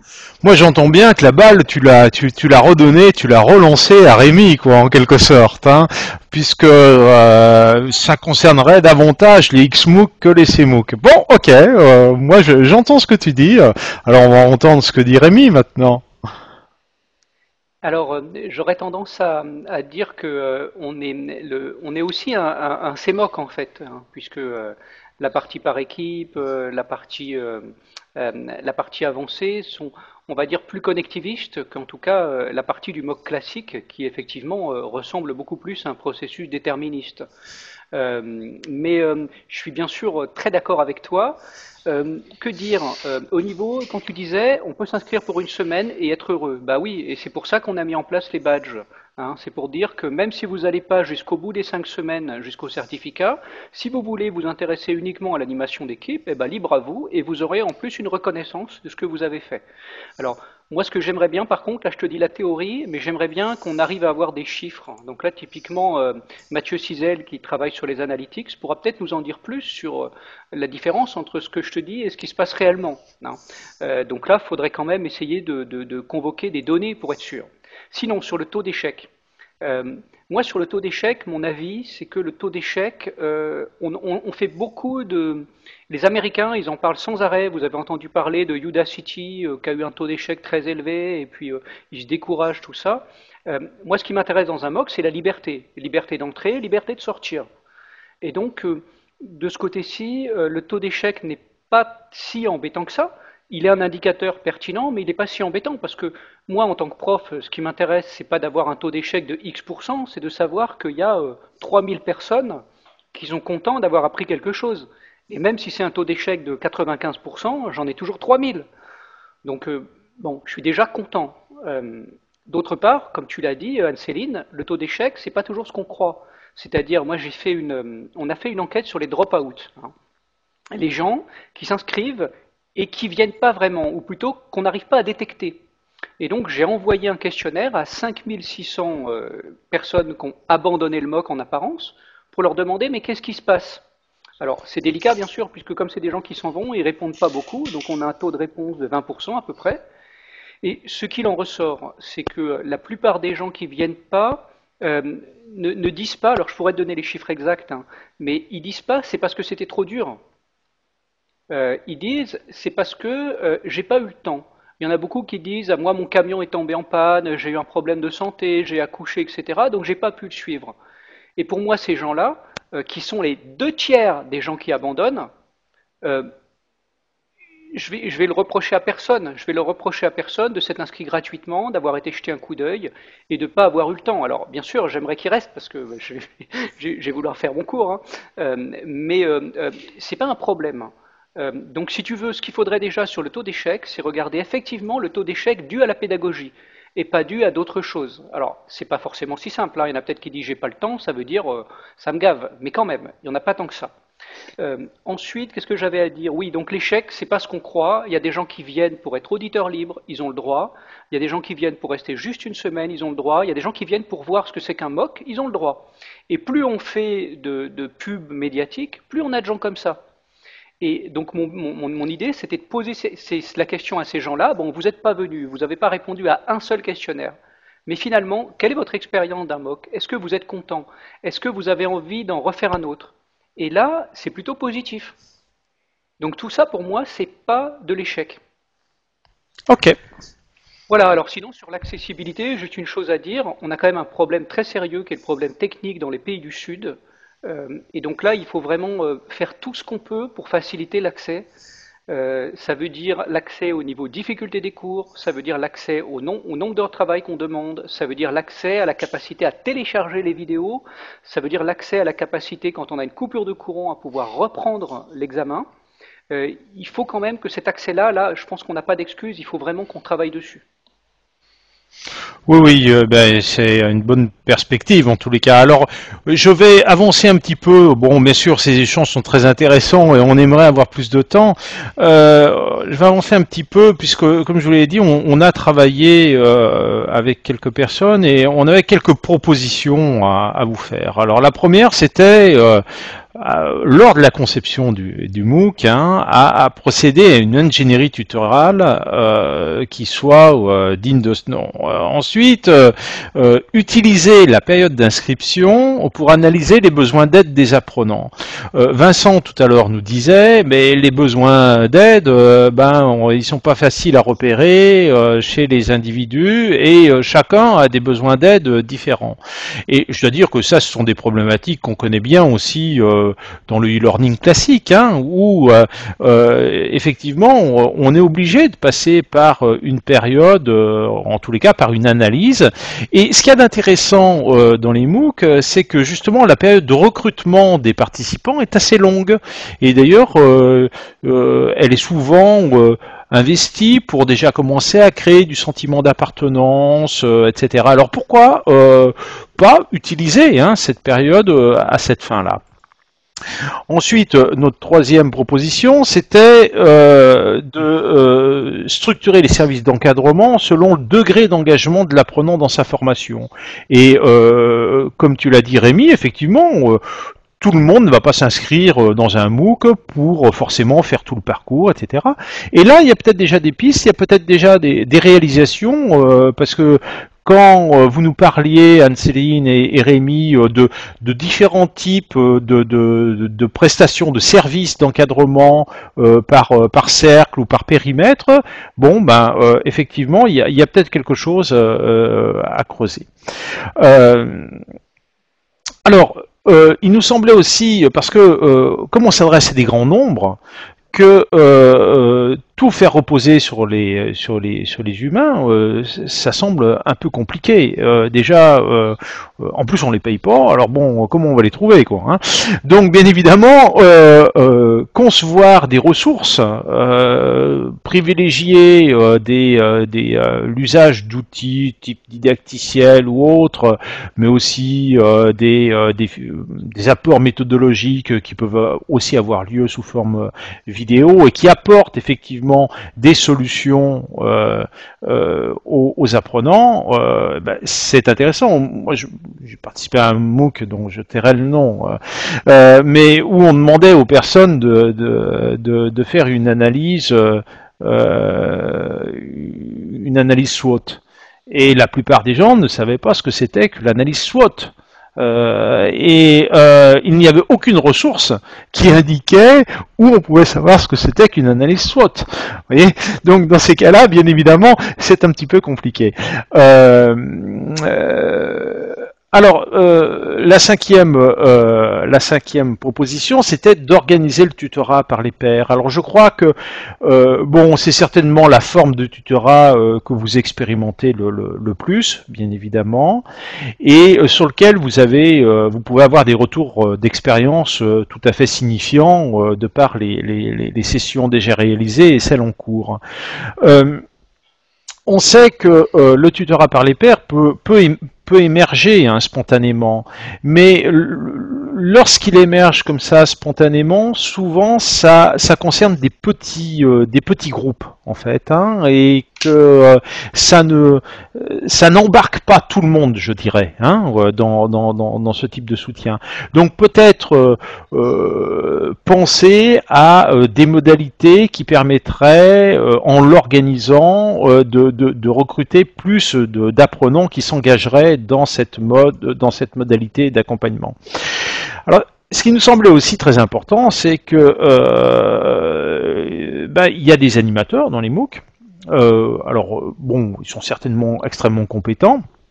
Moi, je sais que je passe quand même beaucoup de mon activité à faire de la formation d'enseignants, de formateurs aux fonctions tutorales, et je sais qu'ils apprennent toujours des choses dans ces formations et que on préjuge peut-être un peu trop rapidement de la capacité des individus comme ça à délivrer des services d'accompagnement, et donc c'est pour ça qu'il nous semblait important aussi d'explorer cette piste-là. Et puis, eh bien, dans un processus de qualité continue, je crois que c'est ce que vous mettez en place dans vos dispositifs, c'est de pouvoir réaliser des enquêtes auprès des apprenants, et notamment, alors là, peut-être de manière plus spécifique, puisqu'on traite des services d'encadrement, sur ceux dont ils ont pu bénéficier, et les associer aussi, pourquoi pas, à l'amélioration de ces services. Alors, bon, c'est dans une expérience qui n'a rien à voir avec un MOOC, c'est une FOAD classique. Hein, c'est ce que nous avons pu mettre en place dans un master à Rennes 1, et Sylvain Vaccarès fera le 3 décembre une conférence justement de restitution sur la manière dont les services tutoraux ont en quelque sorte été dimensionnés par les apprenants, au moins pour partie, hein, parce qu'il y avait bien sûr une proposition initiale de l'institution. Et je crois que ça pourrait être aussi une piste de réflexion. Alors, beaucoup d'informations en très peu de temps. Il est 20h24, donc ça serait bien quand même qu'on puisse prendre quelques questions des participants. Et donc, je vous propose peut-être de réagir à ces propositions en même temps que vous répondrez à des questions. Je vous les laisse afficher, comme ça ce sera plus simple. Je me tourne donc vers Catherine et Jean-François. Est-ce que vous pouvez nous faire écho des questions que vous avez repérées dans le chat et puis aussi sur Twitter? Oui, bonsoir à tous. Des questions, Jacques, très très nombreuses, un fil Twitter très actif. Bon. On va pouvoir en témoigner Jean-François. Et donc oui, de nombreuses questions. Jean-François, tu prends la parole? Je poursuivrai? Relayer Twitter en premier et après, moi j'aurais une remarque question plus personnelle. Une question d'Isabelle sur Twitter qui demandait si les MOOC sont vraiment accessibles à tous. Qu'il semblerait qu'on y retrouve souvent les mêmes apprenants. Alors ça va sans doute aller dans le même sens que ma question en suivant, mais d'ores et déjà, est-ce qu'il y a des premiers éléments de réponse à cette question?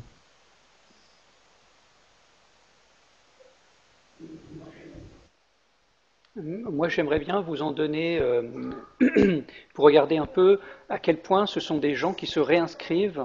Je pense, en tout cas pour le GDP1, on a des gens d'un profil particulier. On a récupéré par exemple des gens d'Itipa qui étaient beaucoup plus actifs, notamment dans la capacité à faire des blogs. Et je remarque dans le GDP2 qu'on a moins de blogs. On a plus de monde, mais moins de blogs. Alors, est-ce que ça veut dire qu'on se démocratise? Peut-être, mais clairement, on a des changements démographiques dans la composition de nos apprenants, et je pense qu'on n'en est qu'au début. Donc aujourd'hui, est-ce que les MOOC sont vraiment accessibles à tous? C'est difficile, il faut déjà vouloir y accéder, il faut déjà les connaître. Vous avez vu l'enquête qui dit que 5% des étudiants français savent ce que c'est qu'un MOOC. Donc on a vraiment beaucoup à faire. Hein. Et donc là, j'ai tendance à dire qu'aujourd'hui, la réponse est probablement non, ou en tout cas, on n'a pas n'importe qui sur les MOOC. Même les gens des pays du Sud, quand on regarde, c'est des gens qui sont au bac plus 5, donc c'est pas tout le monde. Et c'est un grand défi qu'on a. C'est un grand défi qu'on a. C'est la capacité à ouvrir, à élargir, et c'est vraiment pas gagné. Hein. Ça rejoint ce que disait Brigitte sur la question de l'accessibilité et puis un MOOC massif, mais massif pour qui? Si c'est une même population quelque part qui se retrouve de MOOC en MOOC. Et je voulais enchaîner à ce propos sur les styles d'apprentissage, puisque bon, il y a un premier filtrage qui se fait, on va dire, sur l'accès à la technologie ou les réticences à utiliser des interfaces électroniques pour se former. Donc ça, c'est un filtrage bon, naturel ou technologique. Mais ensuite, on constate, ou on peut constater du moins, pour ceux qui mettent en place des styles d'apprentissage, c'est-à-dire de l'analyse par des questionnaires et bien fichus d'un point de vue psycho, socio-cognitif, etc. Donc l'analyse des styles d'apprentissage dans le but de savoir comment apprend la personne et qu'est-ce qu'il est plus susceptible de suivre avec succès comme profil. Alors je ne sais pas si c'est une démarche que vous comptez mettre en place. Moi je l'ai vu fonctionner chez nos amis canadiens avec grand succès sur l'enseignement en ligne, en tout cas puisqu'ils arrivent à profiler et à personnaliser un petit peu le parcours. Alors je ne sais pas si ça vous fait réagir ou si c'est quelque chose qu'on peut envisager chez nous, donc la mise en place de styles d'apprentissage.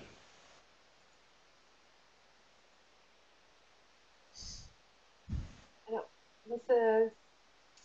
ça me pose question par rapport à la notion d'ouverture et de liberté, en fait. Si j'ai bien compris la question, si en fonction de nos résultats, de ce qu'on signale, on est fléché sur un parcours, où est la liberté de l'apprenant, du participant, d'aller voir autre chose et puis de décider par lui-même si c'est trop difficile ou si au contraire c'est trop simple, ou si ça l'intéresse pas du tout. J'ai d'ailleurs lu un article qui critiquait un article scientifique sur un outil qui permettait cette personnalisation automatique en disant que les chiffres et les données utilisées pour créer l'outil étaient erronées et que voilà, il y a encore beaucoup de travail avant d'avoir vraiment quelque chose d'opérationnel à faire apparemment. Et puis, je reviendrai juste sur la question d'avant aussi, on a pu constater, nous, qu'on avait vraiment deux profils différents entre l'année dernière et cette année. L'année dernière, on avait euh, énormément de formateurs. Je pense qu'on doit avoir au moins 80 à 85% de formateurs dans les participants. Alors, formateurs, tout niveau, secteur confondu, mais des personnes dont c'était le métier. Et qui étaient là donc pour voir, pour tester, pour découvrir ce qu'était un MOOC avant tout. Et cette année, le public est est beaucoup plus différencié et ils sont beaucoup plus demandeurs sur la thématique. C'est plus le MOOC en lui-même qui les intéresse. C'est, voilà, vous m'avez dit, je vais apprendre à utiliser Internet pour apprendre, donc c'est ça que je veux faire. Et puis la forme utilisée, à la limite, c'est égal, quoi. Et donc ça demande effectivement de revoir un peu les stratégies, notamment d'accompagnement. Et là, je rejoins la question sur les styles d'apprentissage. C'est plus des personnes qui ont l'habitude de former, donc qui savent comment ça fonctionne, l'apprentissage. C'est des personnes qui sont potentiellement encore en train de découvrir leur style et leur stratégie d'apprentissage. Et d'où l'idée de mettre en place des outils d'accompagnement ou des tuteurs, si on peut le faire. Merci. Brigitte et Vincent, bien évidemment, vous pouvez réagir aussi aux questions de nos participants. L'heure avançant fortement, je propose qu'on en prenne encore peut-être deux, et puis on va devoir clôturer. Catherine ou Jean-François? Je peux lever le doigt. Oui, Rémi? Oui, vas-y Rémi. Très rapidement, sur les propositions, là, elles sont très intéressantes, elles me font réagir. Procéder à une ingénierie tutorale lors de la conception, je suis complètement d'accord. J'aurais tendance à dire, venez nous donner un coup de main là-dessus. On est très ouvert. De la proposition de utiliser la période d'inscription pour analyser les besoins d'aide, en fait, j'y crois pas trop. Je pense que dans la période d'inscription, les gens ne savent pas ce que c'est, ils ne sont pas encore arrivés, et donc c'est trop tôt. Moi, je le ferais plutôt en cours de route. Voilà, mais ça, c'est mon point de vue. Structurer les services d'encadrement selon le degré d'engagement, tout le côté personnalisation, c'est très intéressant. Je pense que là, on a des trucs à faire dans le MOOC, par exemple. On a la capacité maintenant d'envoyer des relances aux gens qui ont décroché, en leur disant pourquoi. Et donc, on peut cibler des messages. Inversement, on peut cibler ceux qui ont bien réussi. Donc, il y a certainement des choses à faire pour arriver, malgré le massif, à personnaliser un peu, au moins nos messages, notre communication. Organiser le tutorat par les pairs, je suis complètement d'accord. Il y a un effort énorme à faire là-dessus, sur comment on s'y prend. Ça demande beaucoup de travail, parce qu'il faut complètement reconcevoir les études de cas qu'on fait, par exemple. Former les animateurs des MOOC aux fonctions tutorales, là aussi, on est très demandeurs. Donc, si vous voulez former nos animateurs, on serait ravis, parce qu'en plus, ça fait partie de leur rémunération, comme on l'a discuté tout à l'heure. Et donc, voilà, c'était mes réactions rapides. Une réponse aussi par rapport à ce qu'on avait dit. Est-ce que ce n'est pas toujours les mêmes qui reviennent? J'avais posé la question, je m'en souviens maintenant, dans le MOOC GDP1. Avez-vous participé au MOOC ITIPA? Et on avait 3% qui avaient participé au MOOC ITIPA. Alors 3% sur 3000, ça fait déjà un petit noyau vachement actif, mais c'était pas tant que ça. Et donc là, il y aurait des choses à réfléchir là-dessus. Ok. Alors Catherine, je me retourne vers toi pour peut-être encore deux questions, mais pas plus, parce qu'après ça va être trop long. D'accord. Alors j'avais une question de Christine Bassine qui en fait, la question est de savoir à partir de quel moment on peut parler de tutorat. Est-ce qu'il y a tutorat dès l'instant où il y a une interaction, que ce soit entre pairs ou avec une autre personne du dispositif. Donc ça, c'est une question qui est arrivée au moment où Rémi parlait de la correction entre pairs. Le tutorat commence à quel moment?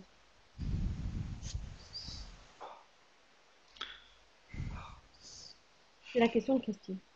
Non, mais c'est vraiment la question qui tue, parce que on est dans des logiques qui sont des logiques un peu de réseau, où les gens vont changer de rôle, où on n'a pas de frontières fixes. Et donc, c'est une question de recherche que tu poses. Moi, je pense que la seule manière de travailler dessus, ça serait d'essayer d'observer les données, puis de répondre sur une typologie des gens. Mais sinon, la question, c'est vraiment très dur d'y répondre. Moi, je suis très ambigu là-dessus, comme toi. Oui, c'est toute la difficulté de la question. Effectivement, le tutorat entre pairs, ce n'est pas un vrai tuteur, mais ça reste un rôle tutoral qui est rempli entre pairs. Donc, si on a des personnes qui veulent se lancer donc, dans une thèse, ils ont là un sujet tout trouvé, c'est ça? Voilà. D'accord, donc avis aux prétendants. Alors, je vais avoir Et une on peut question. même leur donner des indications sur des directeurs de thèse qui seraient certainement intéressés à aller voir évoluer là-dessus. Entendu. Bon, après, j'avais eu des réactions aussi sur la notion de guichet unique, mais je vais poser la question au groupe sur cette thématique-là. À partir de quel moment, non, pardon, à partir du moment où il y a une évaluation dans un but de certificat, est-ce que l'on ne sort pas du tutorat? Donc, dès l'instant où il y a certification, est-ce que le tutorat joue son rôle? Tu parles du tutorat par les pairs, Catherine, ou du tutorat en général? De façon très générale. Ok. Oui, on pourrait un tout petit peu commenter. C'est une question qu'on s'est posée parce qu'à une époque, on imaginait un modèle économique où il y aurait des gens qui suivraient le MOC GDP et qui paieraient pour avoir un tutorat. Parce que bien sûr, on est dans la question comment rémunérer les tuteurs pour leur travail. Et moi, ça me posait un problème en tant que prof, c'est la rupture de l'égalité entre étudiants. Mais c'est compliqué parce que, vous voyez, c'est pas évident, mais effectivement, ce que je vois un peu là-dessus, c'est que si on commence à tutorer les uns mais pas les autres, est-ce qu'on est vraiment dans l'égalité républicaine dont on pourrait rêver, quoi? Et c'est une question bien ouverte. Mais est-ce que les... En tous les cas, peut-être un mot là-dessus. Oui, peut-être un mot là-dessus. Je crois pas qu'on puisse dire qu'on sort du tutorat ou qu'il ne peut plus y avoir de tutorat à partir du moment où il y a une certification, une diplomation. Bon, je veux dire, on a des dispositifs aujourd'hui, nombreux dispositifs, des masters. Il y en a plusieurs dizaines en France qui se réalisent à distance, où les étudiants bénéficient d'un encadrement, d'un tutorat très divers. Pour autant, les universités délivrent leurs diplômes. Donc, je ne crois pas qu'il y ait d'exclusion de la notion tutorale parce que il y aurait des buts certifiants ou diplômants. Pour répondre directement à la réponse, Catherine. Moi, sur le fond, je suis d'accord avec toi, bien sûr. Hein. C'est juste qu'il y a ça peut poser quelques questions, mais dans l'ensemble, est-ce qu'on ne doit pas considérer le MOC? Sinon, à quoi on sert à ce moment-là? On élimine les tuteurs, on élimine le prof, on élimine tout le monde. On laisse juste les ressources. Oui, Jean-François. Considérer le MOC comme un outil de formation continue plus que comme un outil de formation initiale. Oui, évidemment. Complètement d'accord. Hein. 85% des inscrits, vous avez vu, la stat n'arrête pas de circuler en boucle. Et donc, c'est la première enquête qu'on avait fait sur le GDP. 85% des inscrits ne sont pas des étudiants. C'est soit des gens en reconversion, soit des gens en activité. Donc, je suis complètement d'accord avec toi, Jean-François. Le MOC, et c'est une des erreurs que fait Fun. Quand vous allez sur la plateforme de Fun, qu'est-ce que vous voyez? Vous voyez des jeunes. Ils ont 20 ans, ils sont jeunes, ils sont à la mode, tout ça. Mais les MOOC, c'est pour tous. C'est pas que pour les étudiants. Et ça, il faut bien qu'on arrive à le dire, à le faire partager, à penser les MOOC pour autre chose que des étudiants. Et tout le monde fait l'erreur. Là, vous allez dans la presse, ils vont vous dire les universités, les étudiants, mais en fait, c'est les autres qui sont dans les MOOC. Et là, il y en a assez peu en il fait y a vraiment des choses de à MOOC faire. qui sont utilisés dans une scénarisation de cours, de cursus initial. Bon, parfois ça peut arriver qu'on envoie nos étudiants sur un bout de MOOC ou sur un MOOC bien spécifique qui serait complètement dans le programme, mais je pense que c'est quand même assez rare. Les offres sont pas prévues pour. Ça serait bien. Bah, j'espère que ça va devenir plus fréquent, ceci Je dit. pense que c'est plus courant qu'on ne le pense, mais c'est pas signalé. Je vois pour Itipa, on a découvert au recoin d'un message sur un forum qu'il était utilisé dans le cadre d'une ESP, par exemple. Et ça n'a pas été signalé, ils ne sont pas proposés comme partenaires. Donc là aussi, il faudrait faire une étude plus poussée sur l'utilisation des MOOC dans le cadre de formation, enfin comme ressources pédagogiques intégrées dans un module de formation initiale. Et bon, je dirais que actuellement, effectivement, on peut qu'être d'accord avec ce constat que les MOOC concernent beaucoup plus la formation continue. En même temps, des besoins massifs de formation au niveau de la formation initiale, ben, ils existent. Et je prendrai juste un exemple. C'est le taux d'échec que l'on a lors de la première année universitaire. Et on pourrait tout à fait imaginer, alors je sais pas, ça peut être une déclinaison d'ITIPA, je ne sais pas, mais d'avoir un MOOC qui s'adresserait donc à l'ensemble des étudiants qui découvrent leur nouveau métier d'étudiants et de leur permettre de développer justement des stratégies d'apprentissage qui sont appropriées aux études universitaires. Et là, je peux vous dire que le côté massif, il existe. Il y a aucun problème. Donc, je crois que, bien évidemment, ça nécessiterait certainement des coordinations entre nos universités, qui sont parfois plus préoccupés de leur autonomie que de leur coordination, mais ça, je dirais que c'est une autre question. Voilà, je voulais apporter ce témoignage parce que je vois, moi, dans mes étudiants, il y en a beaucoup, ils n'ont pas tout à fait les prérequis pour démarrer leur parcours universitaire. Et donc, on pourrait très bien imaginer là aussi des MOOC qui pourraient être mutualisés initiés par des consortiums d'universités qui rencontrent les mêmes difficultés avec les mêmes personnes en fait. Donc, je pense que ça pourrait être bénéfique. Et oui. Le C2I, donc la culture informatique et Internet. Alors, oui. La culture numérique, en fait, oui. maintenant dans les universités au niveau licence grâce au part-iPhone et au MOOC C2I. Enfin, il y en a 4. C'est le programme du C2I. Donc, oui, je pense que ça sera la première expérience réelle. Puisque tout à l'heure aussi, Rémi disait, Fun se trompe en mettant des étudiants, etc. Alors, pour l'essentiel, effectivement, c'est une offre qui sera peut-être, enfin pour le moment en tout cas, plutôt formation continue, mais en tout cas le MOOC C2I, pour ne citer que lui, sera un exemple de MOOC qui permettra aussi aux étudiants des universités de se former, et d'ailleurs il est très scénarisé pour cela aussi, pour arriver à le généraliser, puisque beaucoup d'universités ont du mal à réaliser le programme du C2I à tous leurs étudiants de licence. Donc là, l'aspect massif, on l'a rien qu'au niveau national. Ok, bon, on pourrait continuer très longtemps. Malheureusement, on a déjà dépassé très largement l'heure qu'on s'était fixé comme ultime limite. Donc, je vais remercier chacun d'entre vous. Tout d'abord, Anne-Céline, bien sûr, Brigitte, Rémi et Vincent, et puis vous, participants, par vos nombreuses questions. On va essayer de voir un petit peu ce qu'on peut faire. Peut-être qu'on pourrait rethématiser ces questions et ouvrir un espace qui permettrait à chacun de pouvoir formuler ses réponses. On va essayer de réfléchir un petit peu à cela. En tous les cas, merci pour votre participation. Je pense que on y voit un peu plus clair à la fois sur les pratiques d'accompagnement dans vos MOOC et dans les MOOC que vous avez suivis. Et puis, je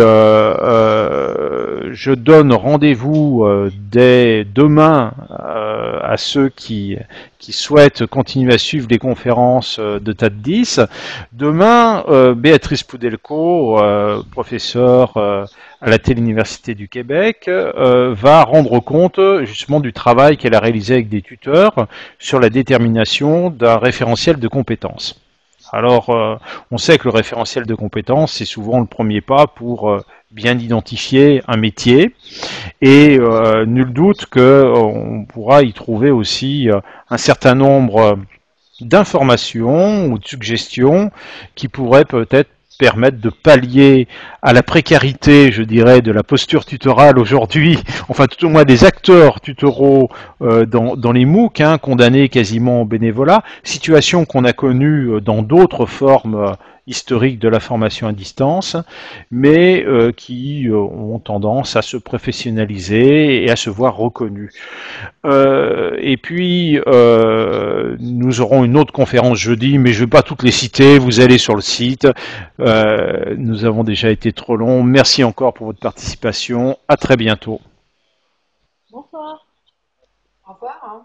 Au revoir, merci.